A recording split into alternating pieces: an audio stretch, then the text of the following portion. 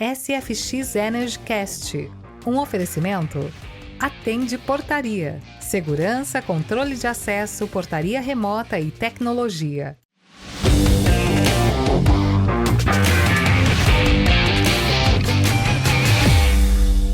Eu sou Aguinaldo Oliveira. Eu sou o engenheiro Gustavo Moraes. Esse é o SFX EnergyCast, Gustavo. Mais uma jornada aqui, né? Hoje com o jornalista Rubens Morelli. Seja bem-vindo ao canal 25. Muito obrigado. Prazer estar aqui, Gustavo e Aguinaldo. Muito bom. Me conta uma coisa. Você passou por uma jornada com um carro elétrico, né? Me parece que, inclusive, você fez uma viagem um pouquinho mais longa recentemente. E nós convidamos você para vir até aqui para falar um pouco a respeito dessa experiência. Me conta um pouco como que foi essa experiência, quantos quilômetros, por quanto tempo e quais foram os detalhes dessa viagem. Muito bom. Eu comecei a escrever sobre carro elétrico já há 3 anos e muita gente fala, mas o carro elétrico não serve para viajar. Então eu quis provar que é possível viajar com carro elétrico, porque a infraestrutura já está aumentando. E eu escolhi para essa rota de Campinas, da cidade onde eu moro, até Belo Horizonte, que é uma distância considerável e que eu precisaria parar com o meu carro. Meu carro é um Dolphin Mini, que eu comprei depois de tanto aprendizado, né, sobre carros elétricos. E, segundo o Inmetro, tem 280 km de autonomia. E daqui para Belo Horizonte são 600? São 600, eu precisaria parar em algum lugar. E quando você viaja de carro elétrico, você se programa para isso. Sim. E aí, naquele momento, o eletroposto mais próximo estava a 308 km da minha casa, ou seja, maior do que a autonomia que o Inmetro diz. Mas o carro, quando ele está com 100% de bateria, ele mostra 380 km de autonomia. Então eu falei, quem que está certo? Quem que vai estar certo? É o motorista, o carro ou o Inmetro? E eu fui lá e fiz essa viagem até esse eletroposto primeiro. Eu cheguei lá com 1% de bateria, deu 308 km certinho. Então é muito possível você viajar de carro elétrico com o carro que você tiver. Basta se programar e se adequar às melhores condições de uso para você esticar essa autonomia. Legal, e isso é interessante porque a gente percebe o aumento dessa infraestrutura de recargas de veículos elétricos no Brasil, né? A gente falar ali há 3, 4 anos era 10% do que é hoje. Ainda falta muito, mas a gente percebe que realmente isso tem crescido no Brasil. E você tem um podcast, né, sobre o assunto, e acho que foi o tema do seu último podcast, mais ou menos sobre isso, não foi? Sim, no canal VE nós temos o nosso podcast, que é o Conexão VE. A gente sempre trata dos assuntos da eletromobilidade como um todo. Esse foi um dos assuntos, até porque o nosso último convidado era a pessoa responsável por aquele eletroposto que estava a 308 km da minha casa. Legal. Naquela viagem, naquela viagem que foi no ano passado, final do ano passado, o eletroposto estava ali. Agora, se eu for hoje, eu já tenho uns 2 ou 3 eletropostos antes. Por quê? Porque a infraestrutura está crescendo e cada vez você tem mais possibilidades de parada. Então, isso é muito bacana de acompanhar o mercado crescer, porque a gente está vendo isso daí na prática, né? No ano passado, uma distância de 300 km. Hoje eu consigo carregar a cada 100 km, 50 km. E é mais fácil, então, você se programar e fazer a sua viagem tranquilamente. E o interessante é que, como você comentou, a distância entre os eletropostos estão ficando mais curtas pelo aumento desses pontos, né, de recarga. E os eletropostos estão ficando mais potentes também, né? Sim. São mais eletropostos de carga rápida hoje no Brasil. E as baterias estão evoluindo também com relação a tempo de recarga, né? Então, é um conjunto de fatores que melhoram muito a vida do dia a dia de quem tem um veículo elétrico, correto? Exatamente. Assim como os carros a combustão evoluíram ao longo do tempo, os carros elétricos também estão evoluindo ao longo do tempo. Acontece que a diferença é que está sendo uma evolução mais rápida. Talvez a bateria que funcionou muito bem já há 3 anos, hoje ela já está com uma tecnologia um pouco mais obsoleta. O carro que está saindo hoje da fábrica, ela já está numa tecnologia mais avançada. E já essa que é nova, daqui a pouco vai ficar também um pouco mais obsoleta, porque está chegando novas tecnologias aí. Agora, não quer dizer que por ser obsoleta, não significa que ela não seja boa. Então, vou esperar a próxima tecnologia. Não, você pode simplesmente utilizar, porque essa bateria vai continuar. A bateria atual que está nos nossos carros hoje, aqui no Brasil, ela vai permanecer por muito tempo funcionando. Então, a tecnologia de hoje já é muito boa e só tende a melhorar. Me conta uma coisa, por que você acredita que exista, então, tanta resistência ao novo? Porque nas rodas de amigos nós percebemos o pessoal falando assim, mas esse carro elétrico não vai pegar porque é difícil de carregar, porque é fraco. E tem gente que reclama porque ele não faz barulho, né? Por que existe tanta resistência das pessoas assim para algo novo? É exatamente isso, o novo causa medo, o novo traz dúvidas, o novo é complicado. Se você tem duas portas, uma você sabe que você vai encontrar, a outra você não sabe em qual que você vai. Você vai naquela que você sabe. Mas o que faz você gerar a curiosidade para ir para o outro? É você se manter bem informado, é você buscar experiências, buscar informações corretas para você abrir a outra porta. Que talvez essa seja o grande lance, né? Para você ver que na outra porta pode te oferecer uma coisa muito melhor. E acho que quando a pessoa se dá a oportunidade de conhecer, e é muito fácil de conhecer, né? A tecnologia está aí hoje, os carros elétricos estão aí nos carros de aplicativo, de transporte por aplicativo, mas também nas concessionárias. Então é só você chegar lá e pedir, quero fazer um test drive. Cara, 5 minutos que você dirige um carro elétrico, você vai falar, opa, peraí, isso aqui é diferente. E talvez o barulho não seja tanto um problema, mas é um costume. Talvez se eu fosse fazer uma viagem de aventura de Harley Davidson, é diferente. É outra situação, é outra pegada, né? Mas para eu trabalhar no dia a dia, para eu fazer uma viagem de lazer com a minha família, uma viagem de férias com a minha família, como você fez 600 quilômetros, o barulho não só não me faz nenhuma falta, como ele é um alívio, na verdade. Nossa, muito. Eu tive uma viagem também para Curitiba com um carro elétrico, que também são 500 quilômetros, sei lá. E eu cheguei lá em Curitiba, a Regis Bittencourt é uma estrada de sobe e desce o tempo todo, um monte de curva, um monte de caminhão, é cansativo, né? Mas quando eu fui de carro elétrico, que você tem o sistema One Pedal no carro, que é aquele que você só precisa do acelerador, basicamente, porque se você tira o pé, ele desacelera automaticamente, você não precisa usar dois, você não precisa ficar trocando marcha, não precisa fazer nada. Eu cheguei lá em Curitiba e estava pronto para voltar. Eu não estava cansado. 7 horas de viagem e eu estava pronto para voltar. Então, assim, a experiência como um todo do carro elétrico, ele favorece o conforto do motorista e da família e de todo mundo, não apenas pelo silêncio, mas pela tecnologia, pela condição que você tem para conduzir esse carro. É muito bom. Vamos fazer um intervalinho? Vamos lá. Vamos faturar, né? Como dizia o Raul Gil aqui. Vamos. A gente fatura um pouquinho e daqui a pouco a gente volta com o Rubens Morelli falando mais a respeito aí da sua experiência com o carro elétrico.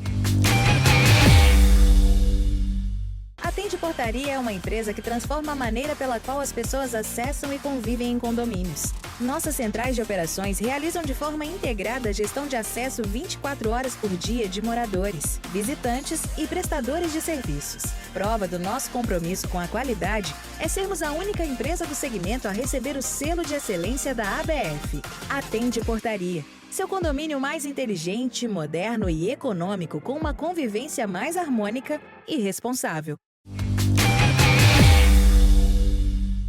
SFX EnergyCast, falando hoje com o jornalista Rubens Morelli a respeito desse universo do carro elétrico. E o Gustavo, agora no intervalo, conversava com a gente sobre todo esse universo da preparação para o carro elétrico, para ele poder transitar, para ele poder ser viável, né? E uma coisa que me surge aqui é o seguinte: existe segurança realmente em todos os postos que estão disponíveis? Eu posso chegar lá e plugar meu carro e não ter problema? Por exemplo, a gente sabe que não é todo lugar que a gente deve plugar o nosso celular, né? Eu posso plugar o carro elétrico em qualquer lugar? Então, isso é um tema bem importante, porque como é um segmento que está crescendo muito no Brasil, que a gente falou agora no primeiro bloco, né, o crescimento da infraestrutura de recarga no Brasil, o Inmetro está agora, nesse momento, com a consulta pública aberta, exatamente para isso, né, para as pessoas, né, opinarem, profissionais do setor e tudo mais, e montar realmente uma certificação, ou seja, né, um caminho aonde normatiza todas as instalações de todas as potências. E para isso é interessante porque, como todo segmento que cresce o número de empresas que estão instalando também.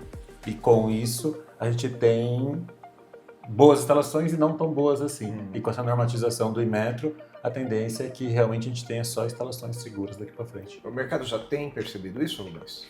Sim, existe muito crescimento, né? Então, muita gente tem muitas ideias. Essa é uma área que está aberta, todo mundo pode contribuir, né, com suas ideias, mas de que maneira isso pode contribuir para o mesmo caminho? Esse é o ponto, acho, da questão do Inmetro. Assim como os postos de combustíveis precisam ter essa regulamentação para não vender, para não abrir espaço para fraudes, a questão da energia elétrica também pode passar por isso. A diferença é, o carro também te informa quanto está entrando de energia, né? Não é simplesmente, tá entrando gasolina adulterada no carro. Não, a energia não é adulterada. Ela vai entrar lá e tal. Mas a consulta pública ela vai ajudar no sentido de padronização de plug. Eu digo até de segurança mesmo, né? Segurança. Estou carregando meu carro lá, vem um pico de energia. Por exemplo, é comum quando acaba a energia na empresa, na residência, de repente vem um pico de energia, ele dá uma sobrecarga no equipamento. Imagino que isso pudesse acontecer também, né, com o carro, não sei se há essa... Sim, existem algumas normas já vigentes no Brasil. Essas normas, elas orientam, dão uma melhor orientação para as instalações, mas ainda assim, sempre vale a pena você ter um órgão regulador respeitado como o Inmetro trabalhando nesse mercado, porque, como eu disse, vai facilitar o crescimento do mercado. O Inmetro, a gente até falou no primeiro bloco da experiência da viagem, né? O ciclo do Inmetro, ele reduz lá em 30% o que eles mesmos estabeleceram em laboratório com os carros, na questão da autonomia. Por que isso? Porque o consumo do motorista brasileiro pode ser o mais eficiente possível do carro. Então, ele já prevê lá 30% de desconto para o cara que está no modo esporte, acelerando o tempo todo, com o ar-condicionado ligado. Então, para dar uma garantia que, na hora que você for comprar o carro, você vai saber a autonomia esperada é essa. Se for a mais, beleza. Sim. Então, acho que o Inmetro entrando também na regulamentação da infraestrutura de recarga, isso vai ser muito positivo para o mercado, sim. Sem dúvida, e é um mercado que está crescendo muito no mundo, batendo recordes ano a ano. E na China, pela primeira vez, a venda de veículos elétricos superaram as vendas de veículo a combustão. Então, é o primeiro país no mundo que isso acontece. Não é o primeiro país do Verdade, mundo. eu tinha visto que era o primeiro país no mundo que tinha acontecido. Nossa, bom. Não, de ser 51%, é a primeira vez na China que aconteceu essa ultrapassagem. Mas na Dinamarca, por exemplo, são... Acho que é 98%. Que são países menores, né? Na Noruega. Noruega, exatamente. Na Noruega é 98%. A frota de elétricos está chegando a 98%. Né? Então, mas é interessante porque é um país, né, bem menor. E é a primeira vez que isso acontece, por exemplo, China, que é um país continental, né, de dimensões continentais. Então, isso é muito expressivo. E a China, para você ver a diferença, né? Não sei se o pessoal lembra, mas na época da Olimpíada de Pequim, que foi em 2008, nos anos anteriores havia uma preocupação enorme em relação à poluição da China, porque lá em Pequim era a cidade muita mais fumaça, poluída, uma das cidades mais poluídas. É um negócio impressionante que todo mundo usava máscara por conta de problemas respiratórios. Sim. esse mercado de elétricos tem crescido lá desde então, não estou dizendo que é só por conta disso. Só que hoje, se você for à China, pelo menos eu nunca fui, mas as imagens que a gente vê de lá, o céu limpo, árvores nas ruas e carros elétricos passando para todo lado. Então a descarbonização lá foi muito séria. E agora é um marco gigante, porque 51%, a China é talvez a maior frota de veículos do mundo, por ser o maior o país mais populacional também. Então é impressionante ter essa virada de chave, não à toa, porque são eles que estão dominando essa tecnologia. Se não tiver uma descarbonização no planeta, nós estamos correndo o risco de chegar naquele ponto do não retorno. A gente tem visto eventos climáticos cada vez mais catastróficos, cada vez mais extremos, e se a gente não diminuir a nossa pegada de carbono... Não vai ser reversível, né?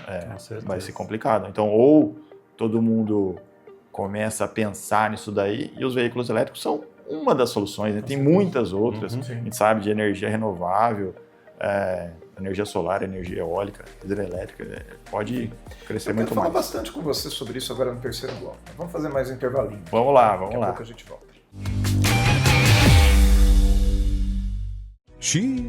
Chegou a conta de luz e você tomou mais um susto com aquele valor acima do esperado? Que tal optar por uma solução alternativa, sustentável e econômica? A energia solar pode economizar a sua conta de luz em até 95%. Isso sem falar no baixo custo de manutenção e na vida útil de mais de 25 anos. A SFX Solar oferece a melhor qualidade em serviços de instalação de placas solares em casas e até mesmo empresas. Chega de sustos com a conta de luz. Venha economizar com a SFX. SFX EnergyCast falando a respeito do carro elétrico com o jornalista Rubens Morelli. Rubens e Gustavo, que são os dois especialistas, eu estou aqui só para agitar esse bate-papo entre eles aqui, mas eu queria colocar uma coisa na mesa. Imagina a nossa geração, né? Você é um pouquinho mais velho que eu, né? Certo? Mas a nossa geração assistindo Fórmula 1, hoje nós assistiríamos uma Fórmula E. Nessa pegada que está. Porque a Fórmula 1 sempre foi um laboratório para carros, né? Então a gente ouvia lá falar motor Honda, motor Renault. Nós do Brasil sempre fomos muito apaixonados por Honda, também um pouco por conta do Ayrton Senna. Será que hoje nós seríamos apaixonados também pelo motor elétrico em função da Fórmula E? Exato, como você falou, né, da Fórmula 1 sempre foi um laboratório para a indústria automobilística no geral.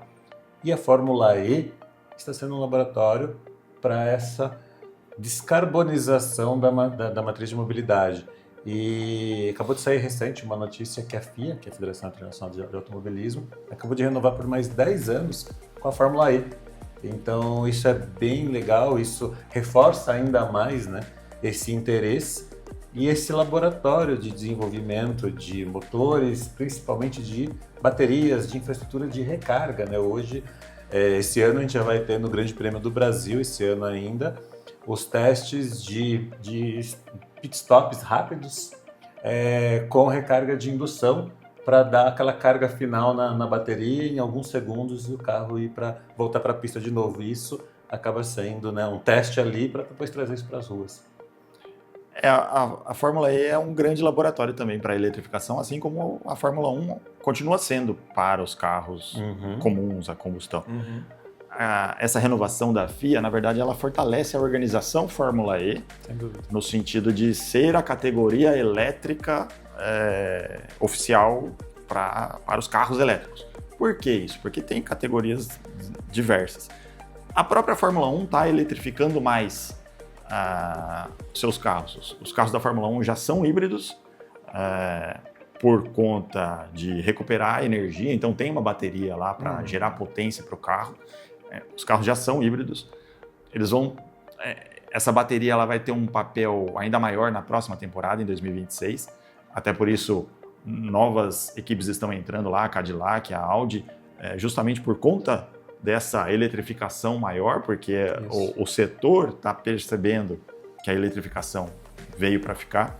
E a Fórmula E já largou na frente e tem feito um campeonato muito bom. Talvez ainda não tenha a visibilidade que a Fórmula 1 tem, porque acabou de encerrar a 11ª temporada, agora em Londres, nesse mês de julho.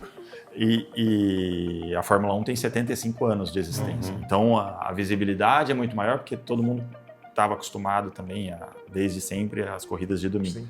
A Fórmula E é um evento sensacional. Se vocês tiverem a oportunidade de visitar, de conhecer de perto, eu acompanhei os últimos 3 E-Prix. Aqui no Brasil não um grande prêmio, aqui a Fórmula E se chama E-Prix. No Brasil foram 3 corridas sensacionais, a temporada é muito boa, é muita competitividade, a disputa dos pilotos são muito mais emocionantes, vamos dizer, que na Fórmula 1. O pessoal ainda se incomoda um pouco com o barulho, né? O barulho do ronco do motor da Fórmula 1 e a ausência dele. Né? E a ausência dele na Fórmula E. Na verdade, o da Fórmula E parece um jato, né? Parece um avião voando baixo e de fato é mesmo. É muito legal a Fórmula E para o desenvolvimento. E a questão das baterias, falando rapidamente, nessa última etapa nós já tivemos algumas provas, alguns E-Prix com essa recarga. Em 30 segundos você vai lá e faz a recarga, porque a arquitetura do carro permite uma recarga muito rápida. E isso mostra a viabilidade da tecnologia para o mercado. Muito legal. Aqui em São Paulo é no AMB, né? No AMB, isso. E aí falando, né, desse grande laboratório, né, trazendo isso para o nosso mercado, São Paulo, falando em AMB, São Paulo está com projetos de instalação de grandes, chama de BESS, que são containers de baterias em garagens de ônibus urbanos, para que consiga uma infraestrutura energética melhor para conseguir uma recarga mais rápida em ônibus, em frotas de ônibus elétricos urbanos que tem crescido muito em São Paulo. Se a gente lembrar de como que era nos anos 80, que tinham aqueles fios, os trólebus, né? Isso. Eu acho que é impossível um sujeito não ser a favor da descarbonização. É impossível um sujeito com a mente sadia não ser a favor da despoluição. O que tem é resistência, porque as pessoas discordam um pouco a respeito dos meios e tem o saudosismo, né? Aquilo que tem sabor de infância. A gente sempre gosta de sabor de infância. Faz sentido isso? Muito, muito sentido. E acho que é basicamente isso. É uma tecnologia tão disruptiva que é muito diferente, né? Citando um amigo meu que eu já converso sobre carro elétrico com ele faz muito tempo, só que ele nunca teve a oportunidade de dirigir. Aí ele vendeu uma casa e pegou um carro elétrico de presente. Em uma semana eu liguei para ele, e aí, como é que tá o carro? Nunca mais volta a combustão. Porque é muito diferente, é muito melhor. Ele falou, tem meu outro carro aqui, parece uma carroça agora. Então é assim. No caso de São Paulo, é uma cidade que tem problemas de poluição, tem problemas de trânsito e transporte. A questão da eletrificação dos ônibus virou uma pauta política, porque houve uma promessa de fazer essa virada, mas existe um problemaço gigante, que é a concessionária de energia fornecer energia suficiente para todos os ônibus de uma vez. Foi feito de um modo contrário, por exemplo, com o de Medellín, onde primeiro se promoveu a infraestrutura de recarga e depois vieram os ônibus. Agora estão fazendo o ônibus elétrico de uma vez para depois fazer a infraestrutura e a experiência não tem sido boa. Existem problemas na questão da infraestrutura da concessionária entregar a energia necessária. O BESS pode ser uma solução, mas não a solução definitiva. Ela pode auxiliar na solução. Nessa transição, né? Porque o BESS é uma grande bateria que você mantém a energia lá e distribui depois para os ônibus. Mas para colocar a energia dentro dessa bateria, continua com o problema. Precisa ter a infraestrutura. Isso. Talvez as usinas solares... a combinação da energia solar com o BESS possa ajudar. E você tem uma solução um pouco mais definitiva enquanto ocorre essa reformulação da infraestrutura. Mas é muito bom para o transporte, desculpa te falar. Pode seguir. Inclusive para os transporte para transporte de aplicativo, né? O motorista de transporte por aplicativo que usa o carro elétrico, ele tem uma economia aí de uns R$3.000 por mês. Mais ou menos na média, que ele consegue até fazer o financiamento do carro com a economia que ele gera de não gastar o combustível. É muito bom. Cabe a gente já sugerir aqui para o nosso telespectador para começar a pensar também se não é hora de você, que é um empreendedor, um investidor, começar a investir também na geração de energia limpa, né, para que você possa também aproveitar essa demanda de mercado. Rubens, muito obrigado por ter vindo ao SFX EnergyCast. Eu e Gustavo agradecemos aí a sua presença e te dizendo, pode voltar, viu? Eu que agradeço, fico muito feliz de estar aqui. Obrigado, Agnaldo, Gustavo. E para todo mundo que quiser conhecer também os veículos elétricos, se vocês me permitirem, Claro. acessem o nosso site, o canalve.com.br, tem lá também no Instagram, canal.ve, vai ter todas as informações lá pra gente. Obrigado. Obrigado, muito bem-vindo. Muito bom. SFX EnergyCast fica por aqui, mas volta na próxima semana. E nós temos lá também no nosso YouTube, que é youtube.com.br/canal25, um acervo já interessante falando a respeito de energia limpa, né, Gustavo? Isso, exatamente. E lembrando que todas as quintas-feiras, às 22 horas, um novo programa para você. Estaremos aqui. SFX EnergyCast, um oferecimento Atende Portaria. Segurança, controle de acesso, portaria remota e tecnologia.